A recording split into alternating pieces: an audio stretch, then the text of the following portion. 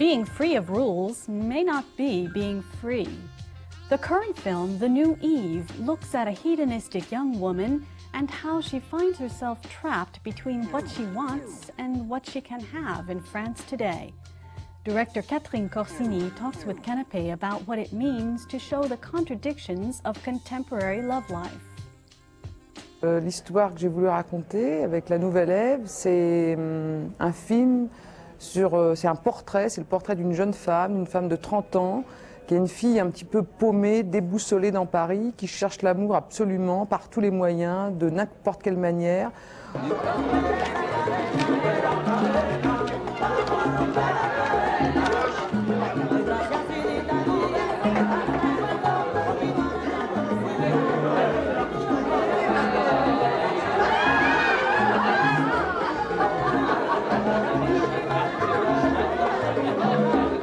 Je t'ai cherché partout. Je viens d'arriver, enfin, je sais plus. Faut que je descende. Tu viens avec moi? Oui, je connais personne, moi, ici.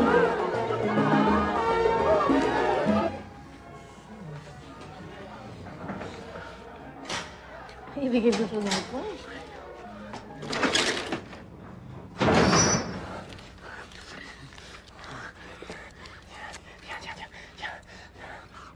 Alors au début, c'est un petit peu dans un monde un peu interlope, c'est dans des rencontres un petit peu incroyables qu'elle espère trouver l'amour, j'allais dire en se livrant presque au premier venu, et puis finalement elle va le trouver d'une manière presque classique et désuète sous les traits d'un homme qui va s'occuper d'elle, faire attention à elle dans la rue et qui va tout d'un coup l'émouvoir.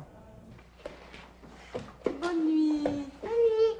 On s'est brossé les dents pendant 3 minutes et demie. Oh, bah dis donc. Est-ce qu'on peut lire un peu avant de dormir? Oui, mais pas plus de 10 minutes, hein. Bonne nuit. Puis je vais monter avec vous choisir un livre. Bonne nuit, Tata Camille. Bonne nuit, Tata Camille. C'est pas vrai, qu'est-ce que j'ai dit de pieds? Ils sont où les chaussons? Ah oui, bien sûr, ils sont où les chaussons? Pas des chats, Qu'est-ce qu'on va dire pour l'histoire? Petit chapeau.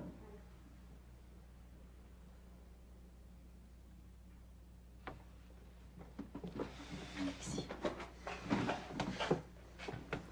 Alexis, j'aurais jamais dû venir. Pourquoi? Tu fais comme si tu comprenais rien, comme si ça allait me passer ou que ça m'était déjà passé. Tu m'excites, ton coupe sous le nez. Alors Tu le pourquoi fais exprès. Alors pourquoi t'es venue? Mais parce qu'à chaque fois que je peux te voir, moi je suis heureuse. Et toi, je t'en veux de m'avoir laissé venir. Je suis désolé, mais ça devient trop compliqué pour moi. Camille, c'est une fille donc qui a du tempérament, qui a du caractère, qui en même temps est un côté paumé, mais aussi un côté fonceuse, et qui remet un petit peu tout le monde à sa place, y compris elle-même. C'est-à-dire qu'elle est tout le temps insatisfaite, tout le temps en questionnement. Elle pose des questions sur le monde, sur le couple, sur la société, sur tout ce qui nous entoure.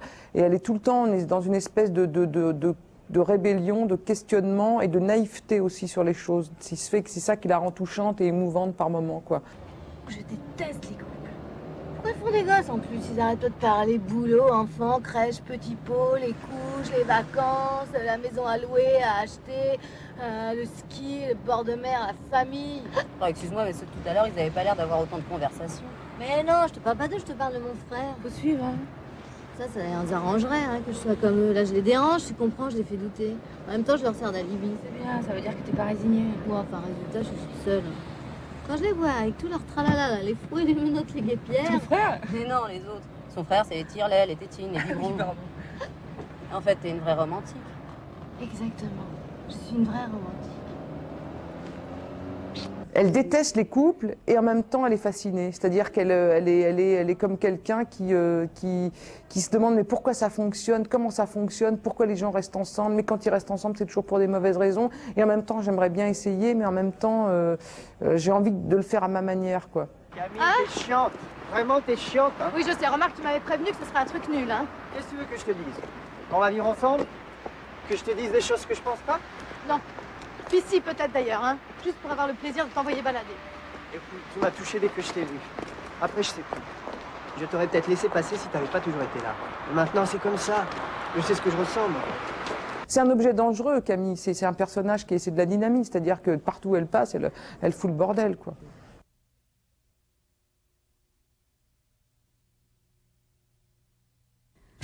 A founding giant of Impressionism, Camille Pissarro has charmed generations of spectators while inspiring generations of painters in his own family.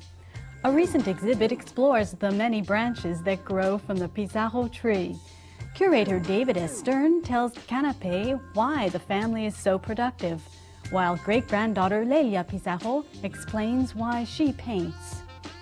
The Pissarro family consists of 18 artists, 13 of them being descendants to Camille. 4 generations through 5 sons make this a very unique artistic family.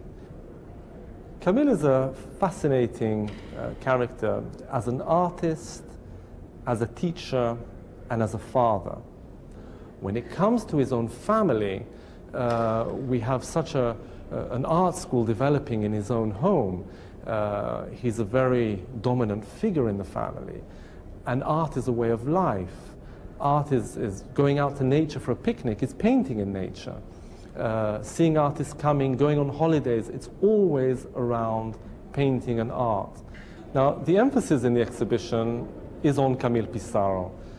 Half the exhibition is dedicated to him as a retrospective, starting from his early works and running through his different periods and subjects that he painted, ending with the city views, which is one of the most interesting parts of his work. But after Camille, the exhibition moves on to examine each and every one of his sons, with a particular emphasis on Lucien, the eldest son of Camille, who is historically the most important of the 5 sons. Being the eldest, he was very much part of the second generation of Impressionism. His early work, starting from Pointillism, is very much part of the Pointillist movement. He worked in that movement together with Camille, Seurat, Signac, and then moved on from Pointillism after moving to England in quite a different style, which we examine in this exhibition. We then carry on with each and every one of the sons with examples of between 5 to 7 works, giving an idea of what each artist is about and being able to examine what they actually took from Camille in terms of their artistic education and the way they developed the ideas that were passed on to them. And then, of course, it carries on to the 3rd generation and finishes with Lelia as the 4th generation. I learned how to enjoy painting with my grandfather when I was very young, 3, 4 years old. And I was painting with him every day, or drawing or sketching with him, and I was doing exactly the same subject as his. I was completely influenced. I was not inventing something, I was just playing with him and having fun in reproducing exactly the same subjects that he chose.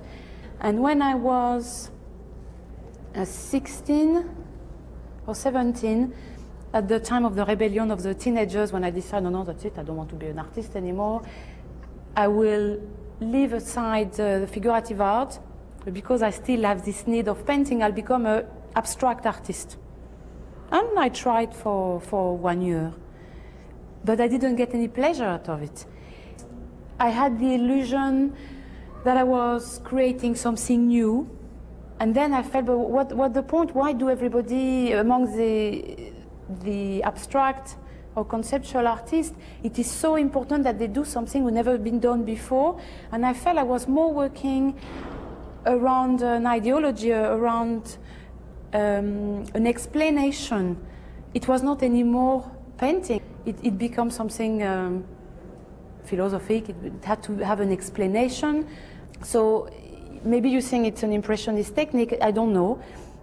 To me it's figurative. This is the way I learned with my grandfather. This is what I've been developing over the years. And if you compare, I mean, if you have one of my paintings next to my grandfather, it's completely different. The way Camille passed on the message to his own son and created art as a way of life was something so deep and so strong and so powerful that this message carried on through the 3rd generation. The sons felt that they have to pass on this message to their own children. Drawing was very much part of daily life. For Camille, doing a drawing at least a day was something that he considered, in terms of discipline, something you had to do, and that's how he taught his sons, that you have to draw, and many of them continue throughout their life to draw every day.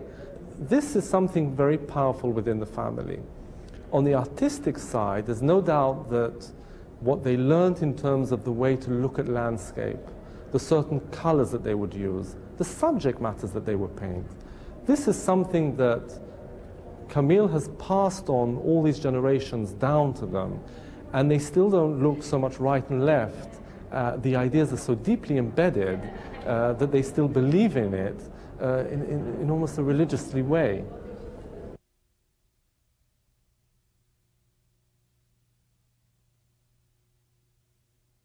Everyone may enjoy the movies, but they provide a special realm for teenagers. The sensitive coming-of-age story, Set Me Free, from French-speaking Canada, shows how a young girl finds a refuge from her immigrant family in a theater playing new wave films. Director Léa Poole talks to Canape about the challenges of recreating Quebec in the 60s and the world of a young adolescent woman. It was 1963. It was a time of innocence.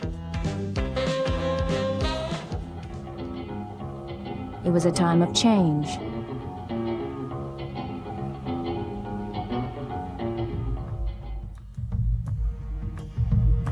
It was a time of rebellion. Hey! From acclaimed international director Léa Poole comes a story about coming of age and going your own way. Set Me Free.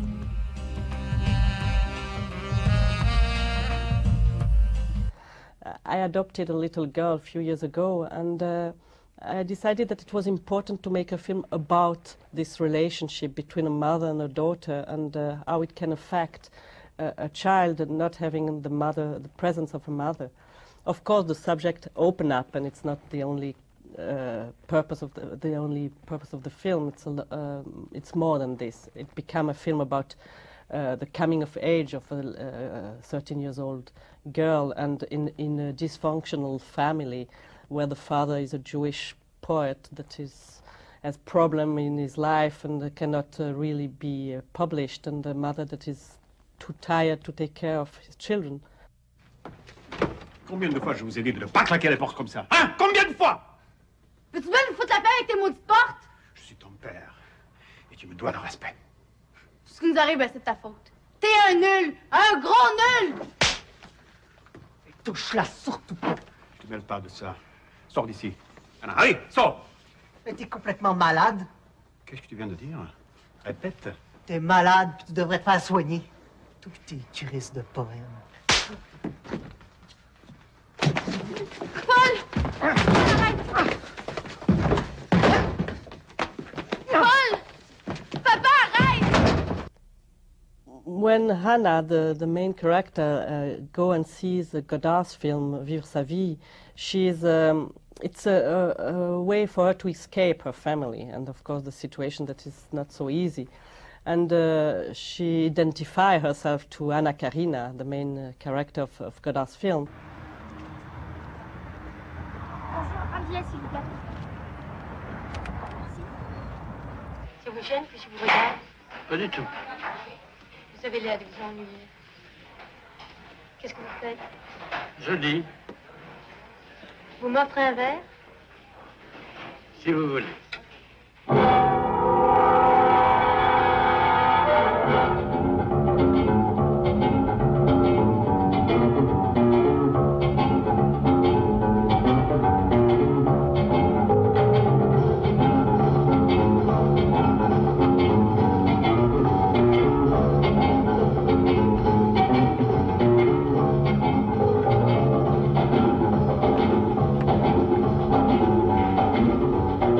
Being a film director in Canada is one thing, but being a film director in Canada in the French-speaking part it makes a lot of barrier, you know, because it's, you know, we are a very small country speaking French in North America, so our film, it's difficult for our film to be released in North America, especially in the United States, so I'm so glad that this film can be released. And in France, it's also a problem because we have an accent. The Quebec accent is not the same as in Paris. And being a woman and with a subject that is not so common, but they are not used yet to see what is the imagination of a woman, even if half the planet is women. We have 100 years of cinema that was made by men. So we have to change all the way of seeing films because we don't say the things the same way. So it's a lot of step to do, but I'm sure it will change, I hope, very soon.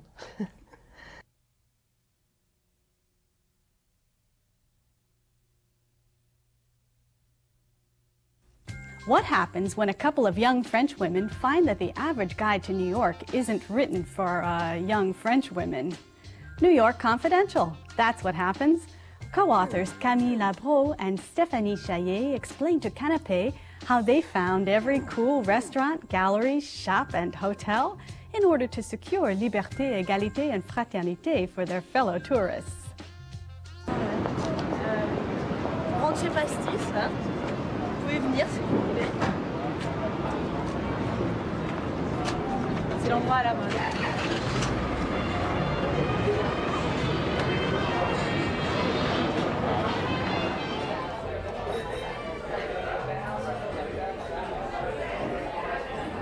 Donc l'idée de ce guide, elle est venue très simplement parce que avant de venir m'installer à New York, je venais très souvent en vacances et j'étais très frustrée par les guides qui existaient à l'époque sur le marché, qui visiblement avaient été écrits par des gens qui avaient été envoyés par les maisons d'édition pour un temps limité et non pas par des gens qui habitaient New York et qui par conséquent recensaient des lieux extrêmement convenus. Alors ça va du Guggenheim au Met en passant par Gap et Banana Republic et l'Empire State Building.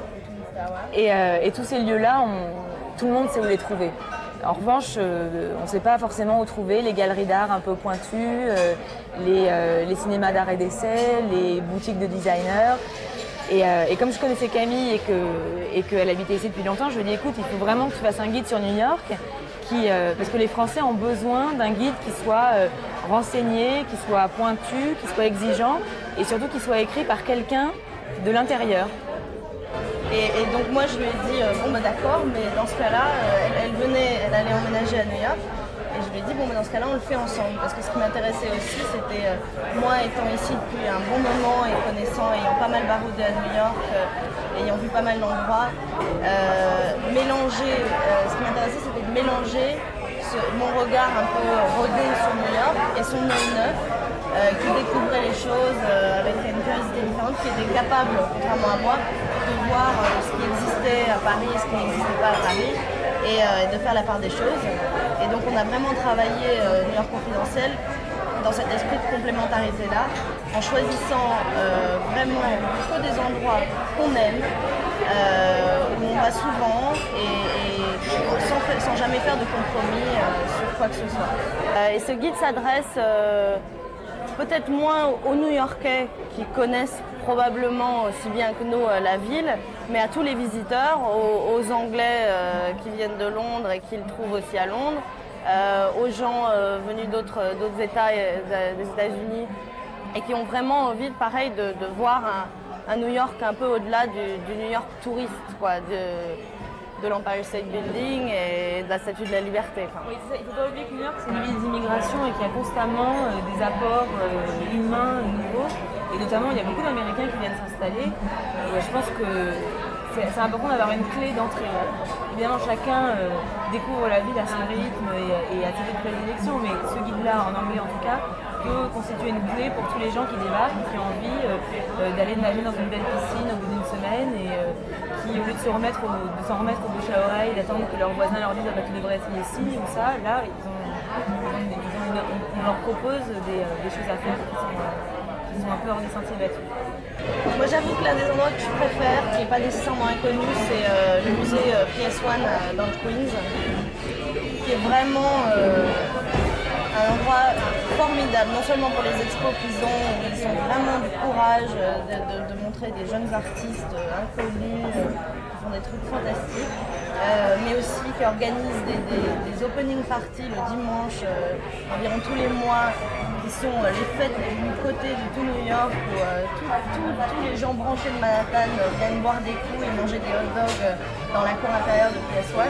Tous les lieux qui sont dans le guide sont des lieux que nous aimons, Camille et moi, de manière inconditionnelle.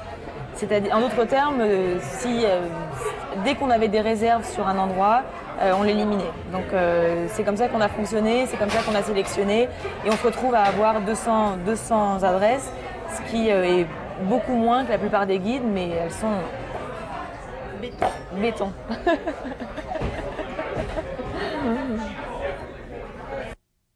What would happen if Don Quixote were alive and well and in Belgium? Would he try to set a world record for opening and closing doors? Director Benoît Mariage and his actors tell Canape how their new comedy, The Carriers Are Waiting, might help cure our cravings for fame. Alors l'histoire des convoyeurs attendent, c'est l'histoire d'une famille en fait sur une tranche de vie d'une année. C'est l'histoire avant tout d'un père qui transfère sur ses enfants des rêves, et notamment celui de rentrer dans le Guinness Book le livre des records. Le champion du monde de crachat de noyau est Richard Hahn, du Wisconsin. Il a exécuté un crachat de 14,71 m en 1976. 14,71 m. C'est beaucoup. On a les abricots. Il reste des olives dans le frigo? Avec des noyaux? Oui. Oui. Va chercher les olives pour papa.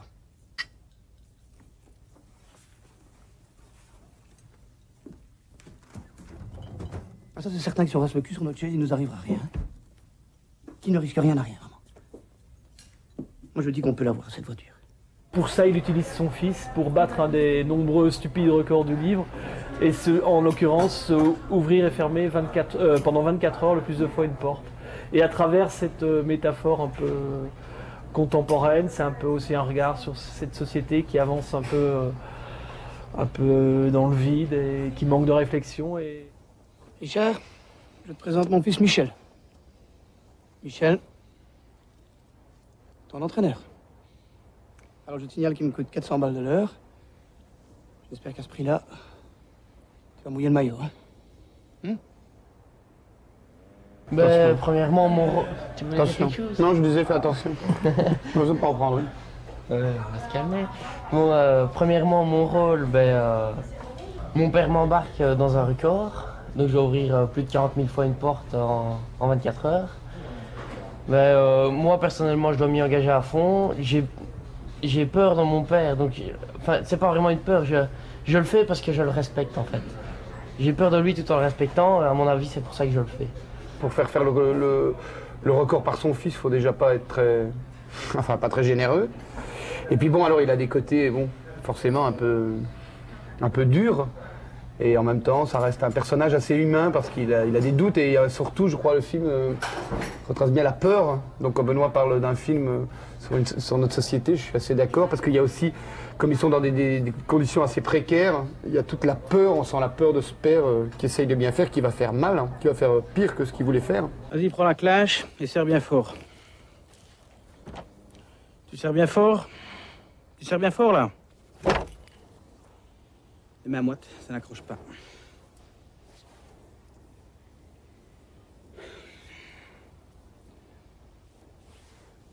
Donne-moi tes mains. Donne tes mains. Vas-y, frotte. Vas-y, prends la clenche maintenant, serre bien fort. Serre bien fort, là. Hein? Bien fort. Là, on gagne une porte par minute. Tu l'auras, ta bagnole. Même si on a envie de dire que c'est un imbécile, on n'arrive pas à le juger, on n'arrive pas à tout à fait le condamner. Donc c'est un personnage pour moi qui était vachement amusant à faire et intéressant parce qu'il y avait tout le côté ridicule, violent, drôle, même parfois terrifiant, mais il y avait aussi tout ce côté humain, du type qui doute et qui tombe. J'aime bien les gens qui tombent. C'est toi qui vas le lâcher. Allez, bon voyage.